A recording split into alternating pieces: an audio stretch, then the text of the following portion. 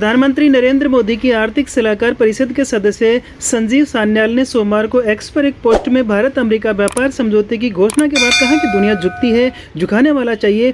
इस समझौते के तहत वाशिंगटन ने भारत पर टैरिफ घटाकर 18% कर दिया है। सान्याल की टिप्पणी, जिसका अर्थ है दुनिया झुकती है, बस झुकाने वाला चाहिए, अमेरिकी राष्ट्रपति डोनाल्ड ट्रंप के उस बयान के कुछ ही समय बाद आई है जिसमें उन्होंने कहा था कि अमेरिका और भारत एक व्यापार समझौते पर सहमत हुए हैं, जिसके तहत वाशिंगटन ने प्रधानमंत्री नरेंद्र मोदी के प्रति मित्रता और सम्मान दिखाते हुए पारस्परिक टैरिफ को 25% से घटाकर 18% कर दिया है। अमेरिका द्वारा भारतीय उत्पादों पर टैरिफ घटाकर 18% किए जाने के बाद भारत को वैश्विक निर्यात प्रतिस्पर्धा में अहम बढ़त मिलती दिख रही है। नए टैरिफ ढांचे में भारत कई प्रमुख निर्यातक अर्थव्यवस्थाओं की तुलना में कम शुल्क वाले देशों की श्रेणी में आ गया है। वर्तमान टैरिफ स्थिति के अनुसार भारत पर अमेरिकी टैरिफ 18% रहेगा, जबकि इंडोनेशिया पर 19%, वियतनाम और बांग्लादेश पर 20% और चीन पर 34% टैरिफ लागू है। इस तुलना में अब भारत एशियाई निर्यात प्रतिस्पर्धियों के मुकाबले बेहतर स्थिति में नजर आ रहा है। व्हाइट हाउस ने सोमवार को कहा कि रूस से कच्चे तेल की खरीद बंद करने पर भारत की सहमति के तहत